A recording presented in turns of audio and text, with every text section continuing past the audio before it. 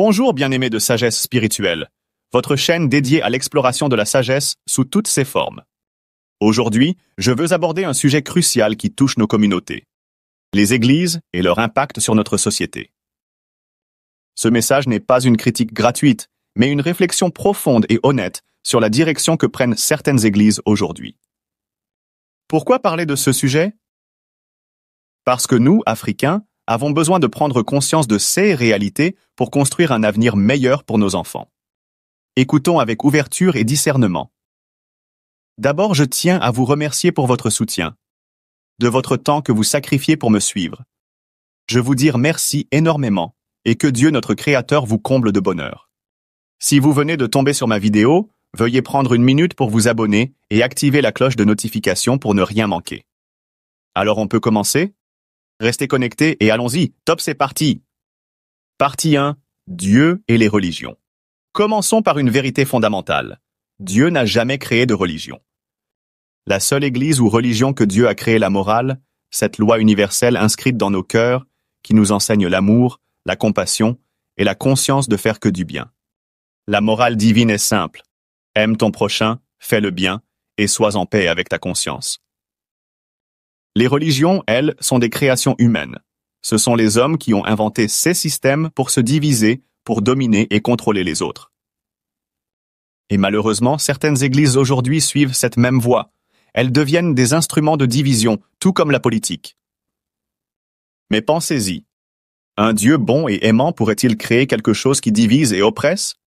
Non. Cela va à l'encontre de sa nature divine. Partie 2. Les églises et la désunion familiale. Un des problèmes majeurs que nous constatons est la manière dont certaines églises détournent leurs fidèles des réalités de leurs familles et coutumes. Prenons cet exemple. Dans certaines communautés, les femmes respectent plus leur pasteur que leur propre mari. Elles appellent le pasteur papa, lui offrent des cadeaux et passent plus de temps à prier à l'église qu'à s'occuper de leur foyer. Pendant ce temps, le mari est délaissé, les enfants manquent d'affection et le foyer se désintègre.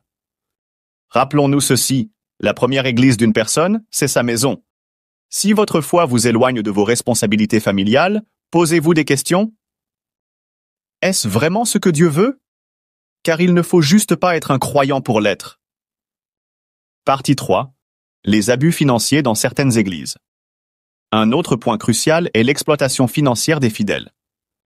Nous voyons des pasteurs vivre dans le luxe, rouler dans des voitures flambant neuves, pendant que des fidèles pauvres peinent à manger 2 fois par jour et qui marchent à pied à des kilomètres sous le soleil comme sous la pluie, jours et nuits pour se rendre à l'église juste pour aller adorer un humain comme nous. Le pasteur devient un roi que les fidèles s'agenouillent pour saluer. Même pour saluer la femme du pasteur, les fidèles doivent se rabaisser ou carrément se mettre à genoux aussi. Quand le pasteur a un problème, tout le monde est obligé de cotiser pour lui. Mais quand c'est un fidèle qui souffre, on lui dit de garder la foi et de prier. Où est l'amour? Où est la compassion? Ce n'est pas ce que Jésus nous a enseigné. Jésus partageait avec les pauvres, il guérissait sans demander d'argent, alors pourquoi certains pasteurs ne suivent-ils pas cet exemple?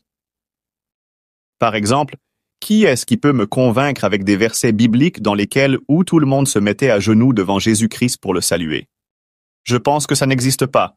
À moins que ça soit un pur mensonge. Tous les enfants de ces pasteurs sont inscrits dans les écoles privées très chères et ont même de chauffeurs engagés pour assurer leur transport entre l'école et la maison.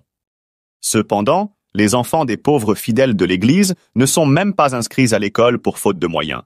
Juste quelques-uns fréquentent les écoles publiques, mais très difficilement, alors que leurs parents donnent des offrandes et des dîmes à l'Église, et vous pensez que cela est-il normal? Je ne pense pas et il faut avoir le courage et l'aisance de le dire parce que ça fait vraiment pitié. Beaucoup de ces pasteurs sont devenus des parasites et vivent aux dépens des pauvres fidèles de leurs églises. Si le pasteur de votre église n'a pas un autre travail à part de s'autoproclamer pasteur ou bon berger, alors c'est un voleur, un escroc, car même Joseph, le père de Jésus-Christ, était un charpentier et Pierre était un pêcheur. Partie 4. Les églises et nos traditions africaines. Un autre point important est l'éloignement des Africains de leurs traditions et coutumes. Certaines églises enseignent que nos coutumes sont mauvaises, diaboliques ou inutiles. Mais réfléchissons. Nos ancêtres étaient-ils vraiment mauvais? Nos traditions nous enseignent le respect, l'entraide et le lien avec la nature. Abandonner ces valeurs, c'est abandonner une partie de notre identité.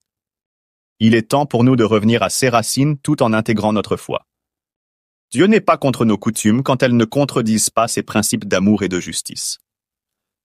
Beaucoup pasteurs africains interdisent à leurs fidèles d'aller assister les cérémonies funéraires de leurs parents après El Kot, inhumation d'hôtes. En tant qu'Africains, nous avons tous des coutumes dans notre famille et nos ancêtres avaient veillé au respect strict de ces coutumes à leur époque avant de quitter ce monde avec des âges très avancés. Aujourd'hui, un voyou, un bandit habillé en costume devant ses fidèles, qualifie tout ça de diabolique. De nos jours, dans de nombreux pays africains, il y a plus d'églises que d'écoles publiques, de maternités, d'hôpitaux ou même de centres de formation professionnelle. Une question s'impose. Connaissez-vous un pays qui s'est réellement développé grâce à une prolifération d'églises? Si oui, partagez-le dans les commentaires. Mais le pire, c'est l'impact destructeur que cela peut avoir sur des foyers autrefois paisibles. Combien d'hommes mariés, heureux dans leur foyer, se retrouvent aujourd'hui à élever seuls leurs enfants? Pourquoi? Parce que leurs femmes ont choisi d'adorer un Dieu terrestre, quelqu'un qui s'est autoproclamé pasteur ou le bon berge. Certaines femmes vont jusqu'à laver les vêtements du pasteur de ses enfants et de sa femme qu'elles appellent maman, tout en négligeant les vêtements de leur propre mari. Ceux mêmes maris, blessés et délaissés, doivent entendre le pasteur dire à leurs épouses « Ma sœur en Christ, Dieu me charge de te dire que tu es bénie. » Pire encore, certaines femmes quittent leur maison tôt le matin pour passer la journée à l'église ou à nettoyer la maison du pasteur. Elles laissent leurs enfants affamés à la maison sans même avoir préparé un repas. On entend alors « C'est Dieu qui a choisi cette femme pour faire son œuvre. » Malheureusement, cette œuvre finit parfois par des grossesses non désirées avec le pasteur comme père de l'enfant. Les jeunes filles ne sont pas épargnées. Sous prétexte de sauvegarder la foi, certains pasteurs leur imposent de ne se marier qu'avec des hommes de leur congrégation, détruisant ainsi leur véritable chance de bonheur et d'amour. Combien de jeunes femmes ont vu leur avenir brisé à cause de ces doctrines arbitraires? Et parlons des dons. Sur 100 pasteurs, combien envoyez-vous vraiment aider les pauvres ou faire des œuvres caritatives dans une année? Pourtant, ils reçoivent sans cesse des offrandes et des contributions de leurs fidèles, souvent déjà appauvris. Ceux pasteurs organisent également des jeûnes de 21 jours, voire plus, où les fidèles affamés viennent prier dans des veillées interminables. Mais eux, les pasteurs, ont souvent mangé un repas copieux avant de venir. Ils crient avec force, prétendant que le Saint-Esprit les a fortifiés. Pendant ce temps, ces pauvres fidèles, épuisés et à jeun, sont manipulés à croire que crier des prières est la clé de leur salut. C'est une triste réalité, mais elle est trop souvent ignorée. Nous devons ouvrir les yeux, prendre conscience de ces abus et trouver un équilibre spirituel qui ne détruit pas nos familles, notre morale et notre avenir. Partie 5. Un appel à la conscience collective.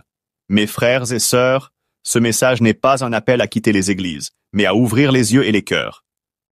Posons-nous les bonnes questions. Est-ce que ma foi m'aide à être une meilleure personne? Est-ce qu'elle me rapproche de ma famille? Est-ce qu'elle m'enseigne l'amour, le partage et l'humanité? Si la réponse est non, il est temps de réfléchir. Dieu veut que nous vivions en harmonie, pas dans la division. Il est temps de bâtir des églises où l'amour et la compassion règnent, des églises qui protègent les familles et soutiennent les plus faibles. Parce que, prions ensemble pour que nos églises reviennent à leur mission première, qui consiste à guider les âmes vers l'amour et la vérité. Prions pour que nos leaders spirituels se rappellent qu'ils sont des serviteurs de Dieu et non des maîtres des hommes. Et surtout, prions pour que nous, Africains, prenions conscience de ces réalités et préparions un avenir où nos enfants vivront dans un monde d'amour, de paix, de justice et non dans un monde de division. Amen. Merci d'avoir pris le temps d'écouter cette réflexion. Ensemble, nous pouvons construire une spiritualité plus vraie, plus pure et plus respectueuse des valeurs humaines et divines. Si ce message a résonné en vous, n'hésitez pas à partager cette vidéo avec vos proches, à laisser un commentaire et à vous abonner à cette chaîne Sagesse Spirituelle pour d'autres sujets enrichissants. Que Dieu vous guide dans la paix, l'amour et la lumière. À très bientôt pour de nouvelles vérités. Bye bye. One love.